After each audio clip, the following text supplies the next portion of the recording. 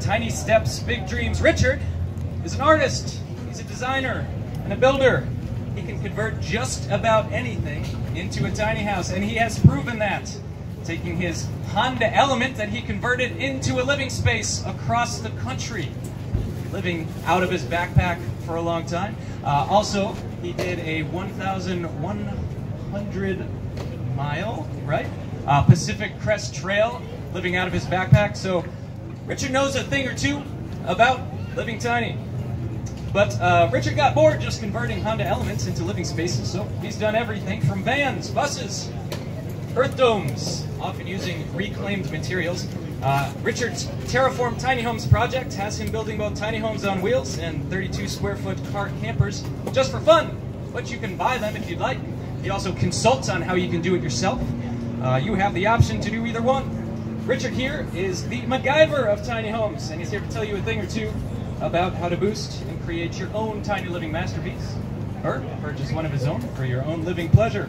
Richard Ward. Everyone please welcome Richard Ward as he explains to you how to find tiny steps and big dreams. Hello everyone, I'm Richard. I run Terraform Tiny Homes, and we do design and consulting work for people. Like you said, I've done everything from buses to vans to have 2 tiny homes for myself, and done earthships and everything else. So I wanted to talk to you guys today because I'm sure a lot of you are in the situation where you're thinking about doing a tiny house, you don't know what the first steps are, and this talk will hopefully kind of get you started and give you some actionable steps that you can work on to achieve your goals. So the first thing is, I want to define what a tiny house is. A bunch of people say different things. To me, a tiny house is any unique structure or shelter designed with intent to help somebody achieve a life goal. I think that's the big thing that differentiates a tiny house from something like an RV, is it's intended to achieve your goal, and it's designed for you. So there's a quote that I like that is, "A dream written down with a date becomes a goal broken into steps becomes a plan, and a plan backed by action makes your dreams come true." And that's kind of what you have to do whenever you're getting into the tiny house world and thinking about doing a tiny house on wheels. For me, I didn't have any building experience whenever I went into my first house several years ago. Was terrified. Basically put a $18,000 deposit down on SIPS walls and a trailer without a place to build or any idea how to build. It was just a matter of jumping into the project and hoping that everything would work out. And 6 years later, I have 2 houses, I've traveled the country, all this kind of stuff.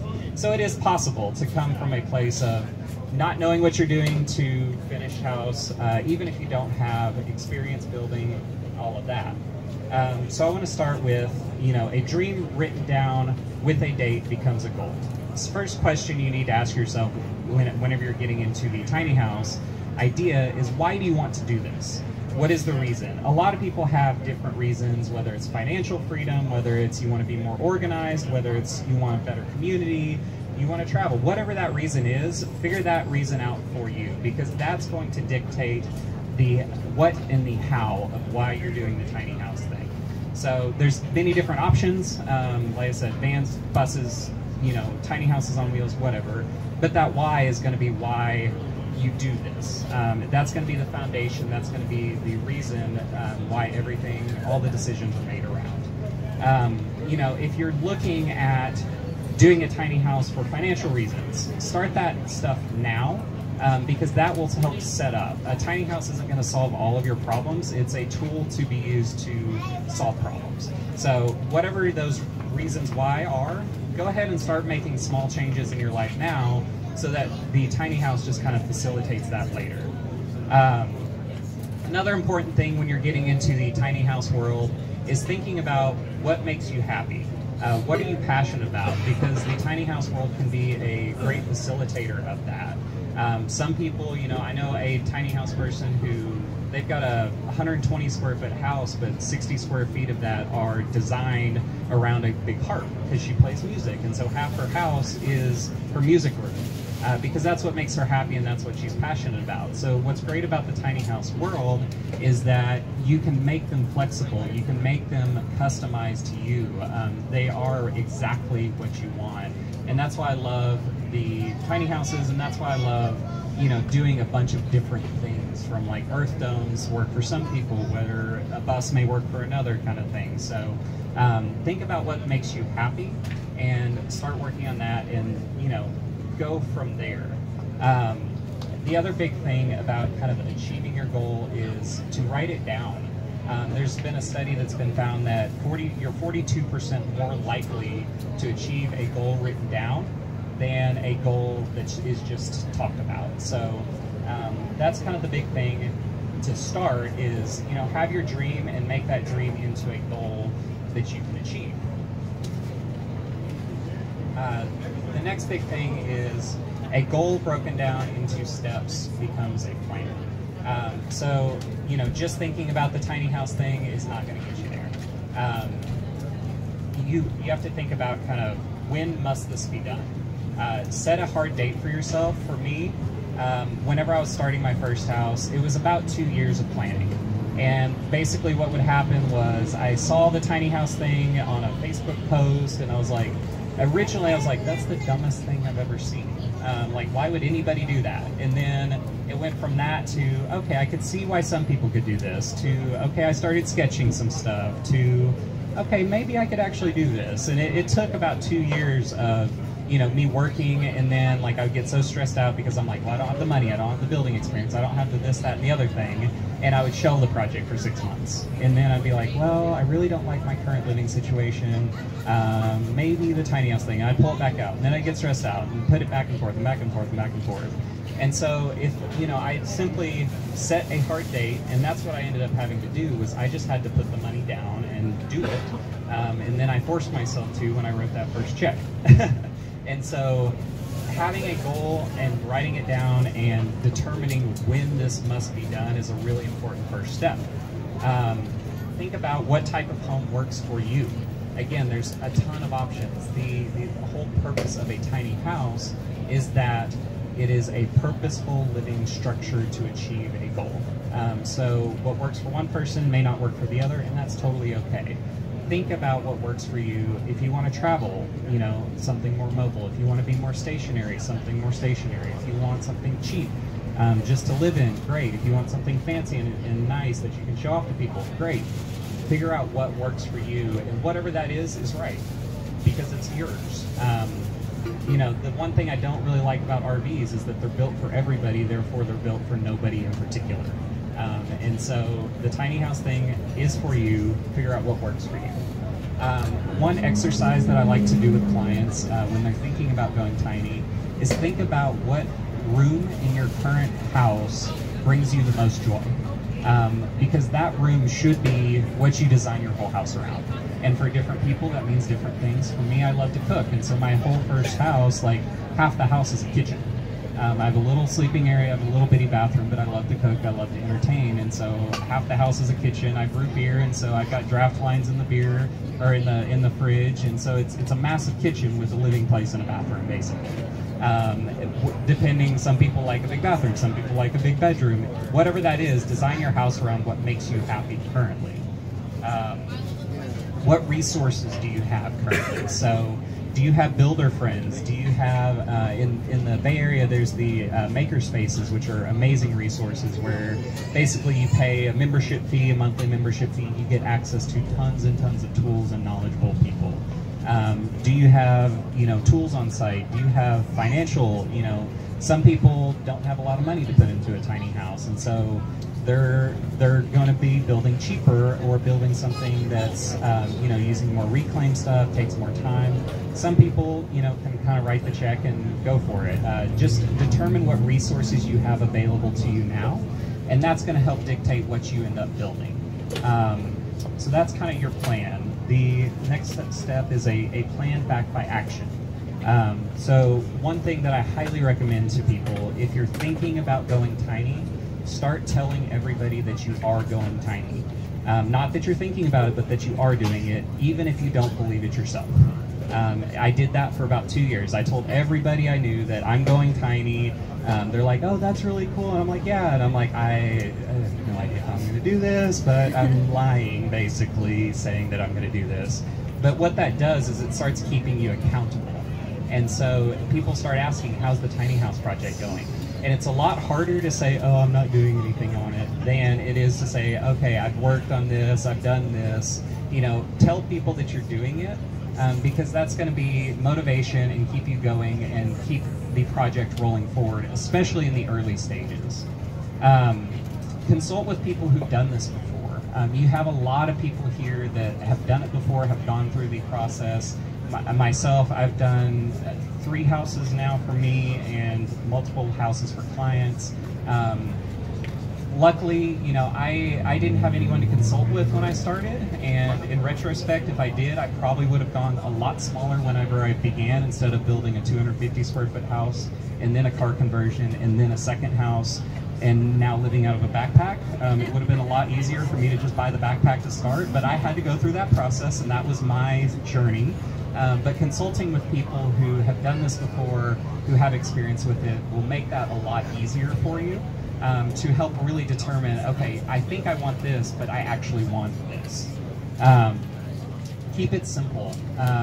One thing that I highly recommend, especially if you're doing a DIY build, and especially if it's your first time building, is the houses with the cool gables and that look like the little cottage in the forest kind of thing. They're very cute, they're very nice, they're a pain to build, especially as a first-time builder. Shipping containers are great, they're square. Keep square angles. You know, vans or buses are great because you don't have to do structural stuff, you're just building out the interior. If you want to do a tiny house on wheels, the single slope roof, square boxes are your friend. My first house was very square. I'm very grateful I did that. My second house was all kinds of angles, and there was not a square right angle on the entire house. And it took me just as long to build a 54 square foot house as it did a 250 square foot house, because basically I got cocky and thought I could do anything and did this really cool complicated design. Looks beautiful, but for a first-time builder, keep it simple, keep your system simple, keep your electrical simple, just kind of do what you need, and that's going to help you achieve your goal, because it is a hard process, but keeping it simple is going to make you much more likely to succeed. Do your research whenever you're starting to build, whenever you're thinking about stuff. I typically tell people that plan 2 hours worth of research for every 1 hour's worth of work if you're a first-time builder. It takes so much time, and there's so many people who have different opinions on different systems, on different how to do this, how to do that. But by doing your research, you kind of can mitigate some of the losses financially. I always plan like 20% extra budget just because I screw stuff up, especially early on. Once you get more experience, that'll go down, but I ended up redoing my floors like 4 times because I didn't like them. Which luckily in a 250 square foot house is 100 feet of flooring, which is not that big a deal, but it's just, you're going to have those mistakes, and doing more research is going to help bring that budget down, bring the time down, and do a better job of it. Go smaller than what you think. So this is something that people get freaked out about. So I went from a 600 square foot apartment to a 250 square foot tiny house on wheels to a 32 square foot Honda Element to a 54 square foot tiny house on wheels to a backpack. Has been kind of my journey, and I wish I would have known that I wanted to go smaller from the beginning, because again, it would have saved me some money and saved me a lot of time and all of that. But what I found is doing the tiny houses and being in the tiny house world, almost everybody I've met has gone smaller after their first house, because what I find is people have this idea that, okay, I need this, I need that. You get into your house, about the first 3 months you're going to freak out because it's really small and you're cramped and all of that. After about 3 months, you're going to find it a flow. You're going to find a rhythm. You're going to get rid of most of the stuff you don't need, all of that. After about a year, you're going to be like, this is a pain to move. I don't want to clean this much space. This is way too big. I wish I would have gone 20% smaller. Almost every person I've worked with has had that same exact kind of flow. So many people have sold their big tiny houses and gone to a smaller tiny house or to a van or to a bus or whatever. So go smaller than what you think you need. That'll also save you time and budget. And be comfortable with change. I always tell people that whenever you're building, especially if you're doing like a lot of reclaimed materials and stuff like that, if you're flexible with your designs, you can get some awesome deals on stuff. So my first house, I have an 8-foot long stainless steel countertop. I purchased it on an auction site for $130. I got my countertops, cabinets, from the Habitat Restore, a salvage shop, for $40. So my whole kitchen is beautiful, and it was under $200.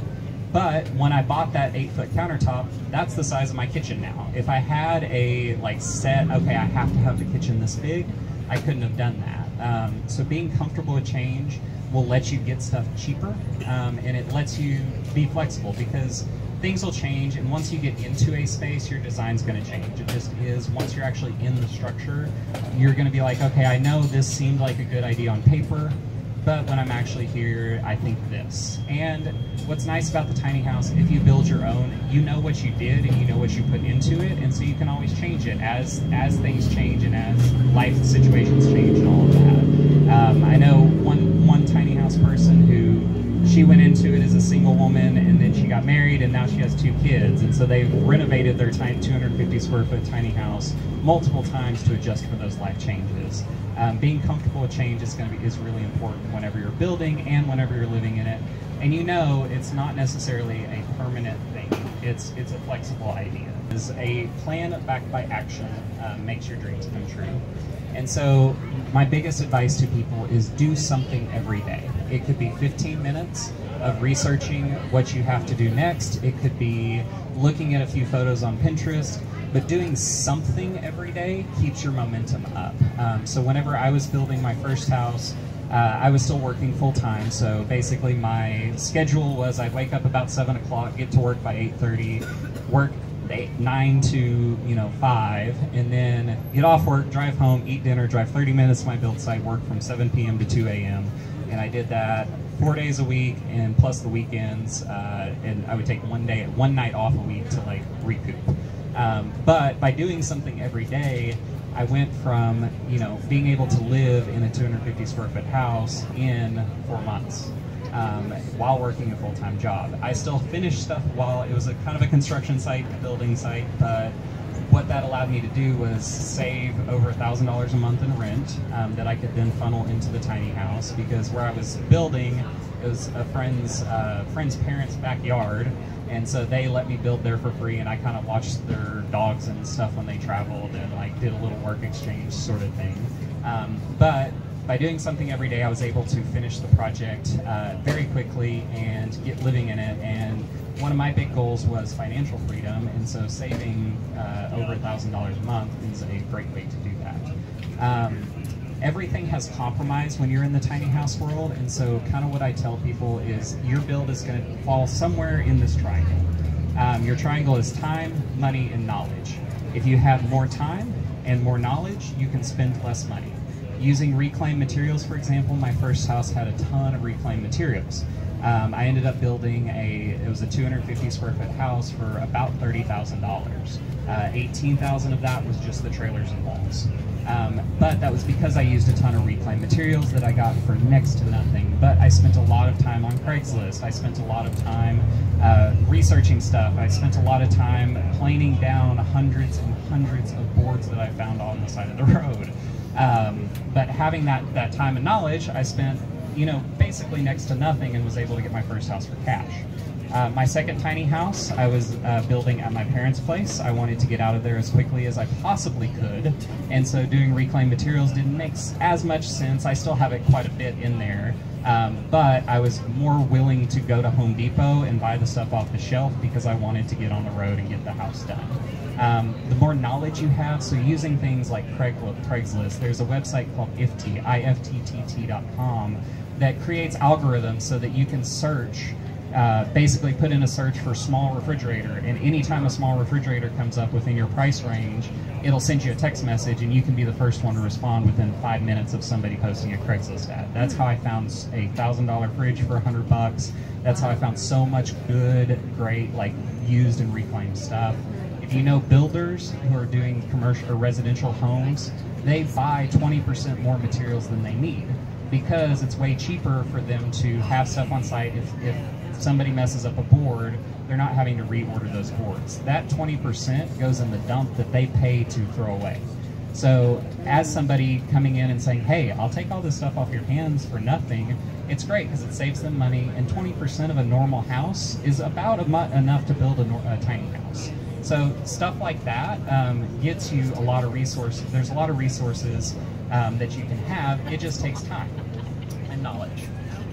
Think about mobility versus comfort. I've kind of run the entire spectrum, and I kind of like it at this point because I have my backpack. So my backpack, I can go anywhere. It's great, but I'm living in a tent on the ground in the middle of the woods. Not the most comfortable thing in the world. I have my 250 square foot house. Extremely comfortable. I've got tap lines and surround sound and a movie theater and all that in there. But I have to pay a tower to move it, so it's not very mobile. Living out of the car, I got a lot more mobility, but not as comfortable. And it's going to change. It's going to be different for everybody.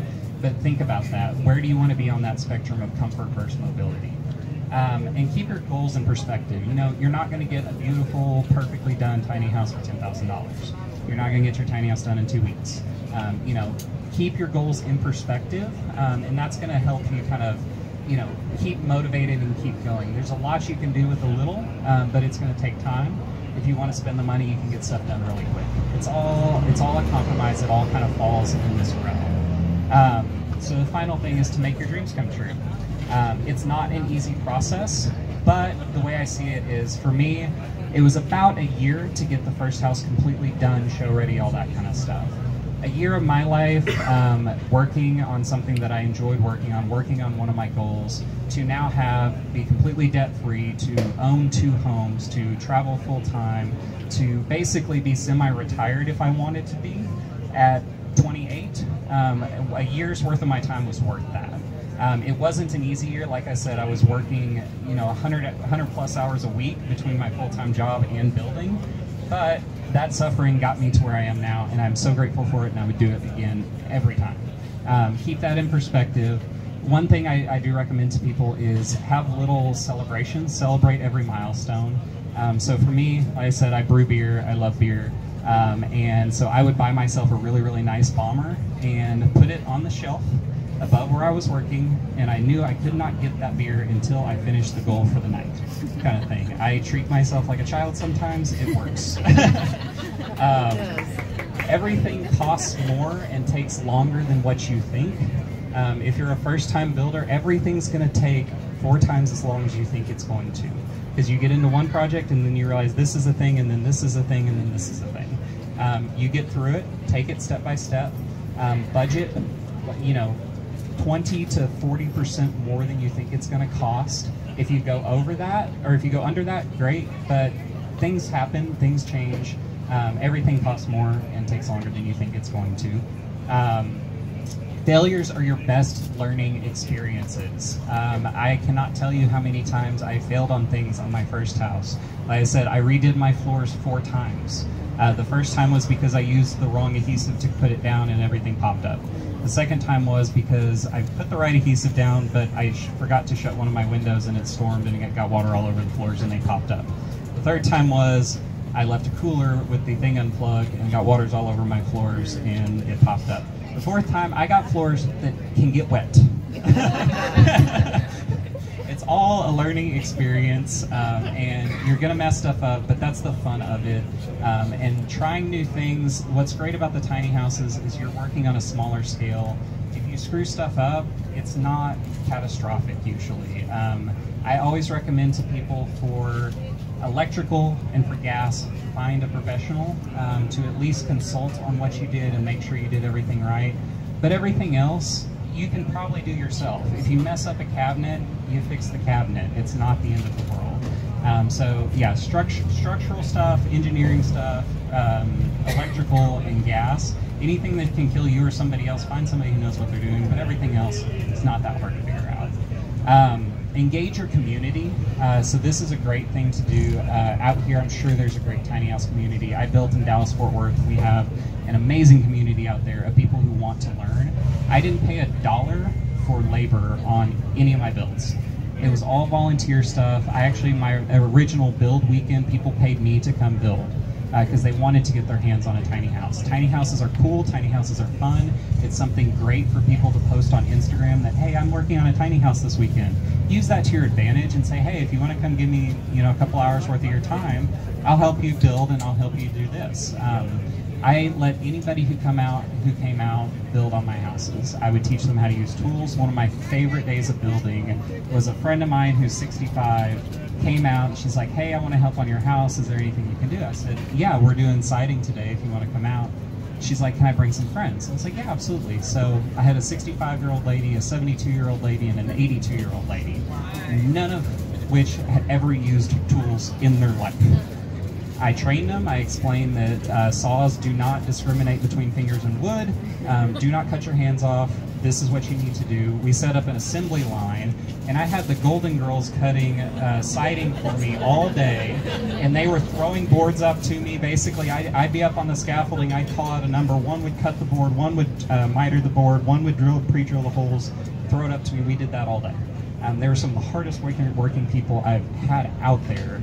And at the end of the day, they wanted to buy me dinner. So engage your community. Anybody can do this kind of thing. I've met a lady that she started her first tiny house at 70 years old. She did everything herself. She did not want anybody to help her on it. She slept up 4x8 pieces of plywood, everything. It's possible for anybody to do this kind of thing. It's just learning and researching and getting the motivation to do it. And asking your community is great. The other big thing is ask for help. It's okay to do that. Other people know more than you do on stuff, and that's great. Engage those people. My first house, I had a licensed professional electrician volunteer his time to wire my entire house. We did 250 feet of conduit and 1,500 feet of wiring because he had never designed a house plan before, electrical plan. He had only been given plans, and he was super excited to actually design a house from scratch. And so I was like, yeah, do whatever you want. And so he did 3-way switches everywhere. It was the most complicated, convoluted, electrical plan ever. It was beautiful, but if it was me doing it, I would have put 1 light switch and 1 power outlet and been done with it. But he did 3-way switches everywhere. He did electrical outlets everywhere. He did the coolest system and had so much fun doing it. The last thing is take it one project at a time. So you're not building a house. Today you're putting in flooring. You're not doing a full house. Today you just have to put in the windows. That's it. Keep it one project at a time, and that's going to help you get to your goal. Keep it in perspective, and before you know it, your house will go from a trailer to a finished product that you're living in the blink of an eye. So that's it. That's all I have.